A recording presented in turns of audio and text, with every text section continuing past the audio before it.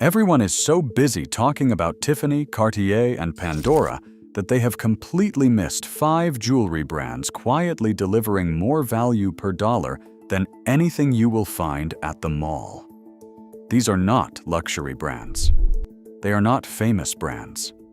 They are not on the side of any bus or in any Super Bowl commercial, and that is exactly why they are absolute gold mines. Here is the math that makes this video matter. The average woman in America spends between $500 and $1,000 on jewelry every year. Most of that money goes to brands with massive marketing budgets that put a huge portion of every dollar into advertising and packaging. The 5 brands on this list flip that ratio, putting more value into the actual gold, stones, and craftsmanship rather than massive advertising budgets. The branding budget is whatever is left over.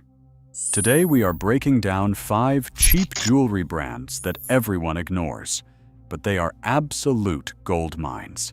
By the end of this video, you will have a shopping list that makes your jewelry box look more expensive than it is, and one of these brands sells real diamonds at prices that should be illegal. Before we start, here is what makes a brand a gold mine in this category. It needs to use real materials, not plated alternatives that wear off in 6 months. It needs to price honestly, with a much smaller markup than what you see at chain stores. It needs to be transparent about what is actually inside the box. And it needs to deliver pieces that hold up for years of daily wear, not seasons. The brands on this list all check those boxes. Most jewelry brands you have heard of do not. There is one more thing to understand before we begin. The word cheap in the title of this video is not an insult. It is the highest compliment in fine jewelry because cheap and good almost never meet. These 5 brands are the rare exception. They sell jewelry at prices that should not be possible given the materials, and they make it work by cutting out the things you do not need.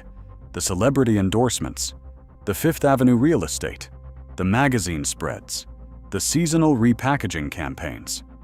What is left is the piece itself, priced fairly and delivered without theater. Brand number 1. Mejuri, the Toronto-based direct-to-consumer brand that quietly built one of the most loyal customer bases in modern jewelry. Mejuri sells solid 14-karat gold pieces, sterling silver, and gold vermeil at price points most fine jewelry brands cannot touch. A solid 14-karat gold pendant at Mejuri typically runs between $250 and $450. The same style at Tiffany or traditional retailers is noticeably more expensive, often climbing into the $500 to $900 range. The gold is identical, and the craftsmanship is comparable. The difference is that Mejuri operates on a 3 to 5 times markup over manufacturing cost. Most mall and traditional jewelry brands operate on 6 to 12 times, sometimes higher. What makes Mejuri a gold mine is the consistency. The brand publishes the gold weight on most products, and they offer a 1-year warranty. They use third-party metallurgical testing. The pieces are designed in Toronto and made in workshops across Asia and North America, with real quality controls. Their best-selling croissant dome ring, their thin huggy hoops, and their tiny diamond studs are pieces women buy once and wear for a decade. Mejuri is not the cheapest jewelry on this list. It is the cheapest fine jewelry on this list, and there is a real difference. Here is the test that proves it. Pull up a Tiffany sterling silver bracelet next to a Mejuri sterling silver bracelet of comparable design. Same metal, same weight, same finishing. The Tiffany piece is several times more expensive. You are not getting better silver at Tiffany, you are getting a more famous box. Brand number 2. Catbird. The Brooklyn workshop where most of the jewelry is made by hand, in the same building where it is designed. Most jewelry brands outsource production to factories on the other side of the world. Catbird does the opposite. The brand makes its pieces by hand in its own Brooklyn workshop, using recycled gold and ethically sourced stones. A Catbird ring in 14-karat gold with a small diamond costs $300 to $600. The gold weight is honest. The stone is real. The setting was done by a person who could give you their name if you asked. What makes Catbird a gold mine is the design philosophy. Every piece is intentionally minimal, built for stacking and layering, and designed to be worn every day without being taken off. Their signature threadbare rings and sweet-nothing earrings have become cult favorites, not because of paid celebrity placements, but because of how the pieces feel on the body. The threadbare ring in particular has become one of the most collected stacking rings in modern fine jewelry, and Catbird sells thousands of them every month with almost zero traditional advertising. The brand also runs one of the most beloved permanent welded jewelry programs in America. You walk in, pick a chain, sit at a counter, and a jeweler welds the bracelet directly onto your wrist. No clasp, no way to take it off. It stays there until you cut it. Couples do it. Best friends do it. Mothers and daughters do it. The starting price is around $100 for a sterling silver welded bracelet, and a few $100s for solid gold. It is one of the few jewelry experiences in America that feels like an actual moment instead of a transaction. Catbird is what happens when a jewelry brand cares more about the object than the logo. And in a market full of brands shouting their names from billboards, that quiet confidence is the rarest thing of all. Brand number 3. Astrid and Miyu. The London brand that understands one thing better than almost any competitor on earth: layering. Astrid and Miyu specialize in stackable, layerable, mix-and-match jewelry designed for women who wear multiple pieces at once. Earring stacks, ring stacks, necklace layers, single charms collected over years. The brand uses solid 14-karat gold for its premium line and recycled sterling silver plated with 18-karat gold for its more accessible options.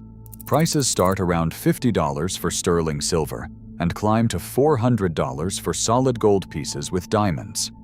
Their stores offer permanent welded bracelets, professional ear piercing in clean studio settings with proper aftercare, and free styling consultations. They have over 3,000 reviews on Trustpilot, and the average rating is among the highest in fine jewelry retail. For a brand most American women have never heard of, that level of consistency is remarkable.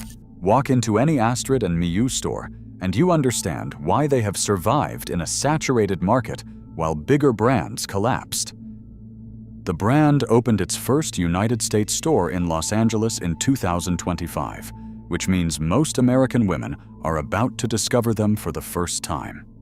If you are reading this in early 2026, you are getting in before the rest of the country does. The pricing has not adjusted upward yet to reflect the American market, which means right now is genuinely the best window to buy. Their hero pieces are worth knowing by name. The Trinity stacking set in solid gold runs around $250. The Curation chain earrings, which are designed to look like multiple piercings without actually requiring them, run about $150 for sterling silver.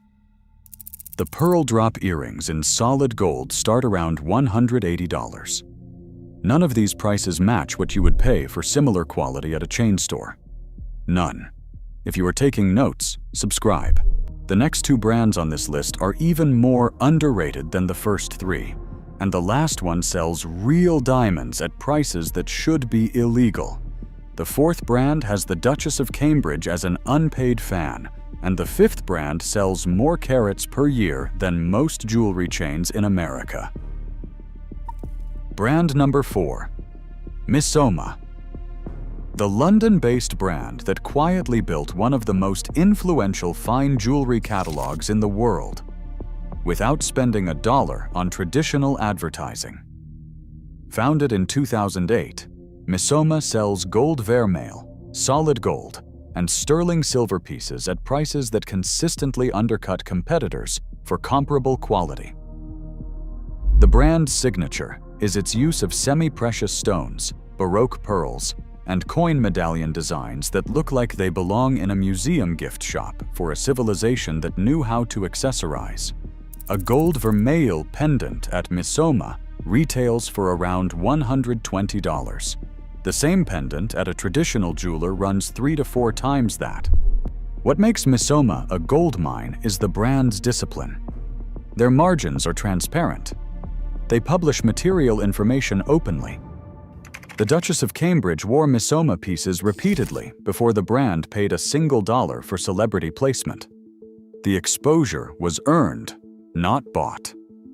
In a category dominated by brands that survive on marketing budgets, Missoma proved you can build a global jewelry following on quality alone. If you want pieces that look more expensive than they are, deliver real gold value, and have actual design heritage despite being just over 17 years old, this is the brand to remember. The Lucy Williams collaboration collection is worth a special mention. Lucy Williams is one of the most respected British fashion editors of the past decade, and her collection with Missoma has set the visual standard for layered fine jewelry in modern women's wardrobes. The pieces are gold vermeil and solid gold, with prices ranging from $100 to $500, depending on whether you choose vermeil or solid construction. The look is so distinctive that fashion editors at major magazines have built entire styling articles around the pieces. Missoma is not for everyone. The aesthetic is decidedly editorial, leaning toward the rarefied and unusual rather than the safe and conventional. But for women who want jewelry that feels considered rather than mass-produced, Missoma delivers consistently. The brand's growth in the United States has been driven entirely by word of mouth, which is the highest compliment any jewelry brand can earn. Brand number 5. Costco. Yes, really. Costco. Stop laughing. Costco is the single most underrated diamond and fine jewelry retailer in America, and most buyers have no idea. The membership warehouse store sells GIA certified diamond rings, solid 14 karat and 18 karat gold, real precious stones, and pearl necklaces at margins so low they would be impossible at any traditional jewelry retailer. A pair of diamond studs with a 1 carat total weight, set in 14 karat gold, costs around $800 to $1,500 at Costco. The same pair at Kay or Zales costs 1.5 to 2 times as much. The same diamond quality at Tiffany costs 3 to 4 times as much. The reason Costco can do this is structural. Jewelry is not a profit center for them. They use it as a category to drive membership renewals. The markups are kept deliberately low to make members feel they got something extraordinary. Every diamond above a certain size carries an independent GIA certification. Returns are generous. The 14 karat gold chains are real 14 karat gold, not plated. The pearls are cultured but real. Here is the part that makes most buyers laugh until they actually compare. A 2 karat total weight diamond tennis bracelet at Costco runs around $4,000 to $6,500. The same quality at chain stores often costs $5,000 to $9,000, and at Tiffany, significantly more. Multiple jewelry industry insiders have admitted on record that Costco regularly sells diamonds at prices below what wholesale dealers can match. That is not an exaggeration. That is the structural advantage of being a warehouse club that does not need to make money on any single product. Costco is the gold mine that hides in plain sight because nobody expects fine jewelry from the same place that sells 30-pound bags of rice. That mismatch is exactly why the prices are this good. There is no aspirational marketing. There are no Fifth Avenue stores. There is just the math, and the math is in your favor. So why have you not heard of these 5 brands the way you have heard of Tiffany or Pandora? Simple. They do not run Super Bowl commercials. They do not put their logos on celebrity wrists for paid promotions. They do not buy windows on Fifth Avenue. Instead, they invest in materials, craftsmanship, and quality control. 3 of them are direct-to-consumer brands that bypass traditional retail markups entirely. 1 is a Brooklyn workshop. 1 is a warehouse club. None of them care about being famous. They care about being good. Here is the framework for spotting more brands like these on your own. First, look for brands that publish gold weight, stone certifications, and material details on every product page. If they hide it, walk away. Second, compare price to material value. If a sterling silver piece costs more than 5 times the silver content, you are paying for marketing. Third, look for warranty terms in plain language, not legal disclaimers designed to deny claims. The brands on this list pass all 3 tests. Most brands you see in shopping mall windows do not.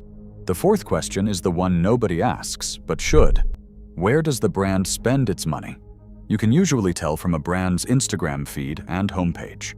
If the photography is shot in famous restaurants, on celebrities, or in elaborate sets, that money came from somewhere. It came from the price of your jewelry. The brands on this list shoot their products on flat backdrops, on real customers, or in their own workshops. The money that other brands spend on celebrity photography goes into the gold instead. The 5th and final question is whether you can name a real person who works at the brand. With Mejuri, you can name the founder Noura Sakiha. With Catbird, you can name founder Roni Vardi. With Astrid and Miyu, you can name founder Connie Nam. With Missoma, you can name founder Marisa Hordern.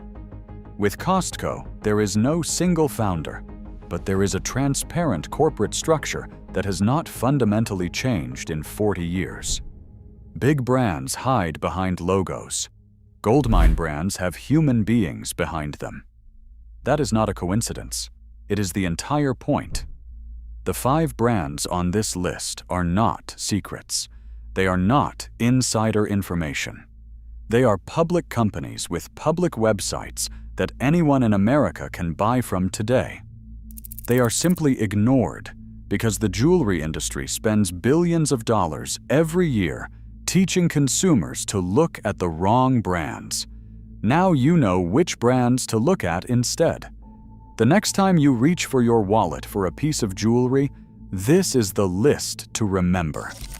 The savings will surprise you. The quality will not disappoint you. And the satisfaction of knowing exactly what you are paying for is worth more than any logo on any box. Drop a comment below and tell me which of these 5 brands you would buy from first. And if you know a hidden gem brand that deserves to be on this list, drop the name. The best ones might end up in a future video. If this gave you something new to explore, subscribe. I will see you in the next one.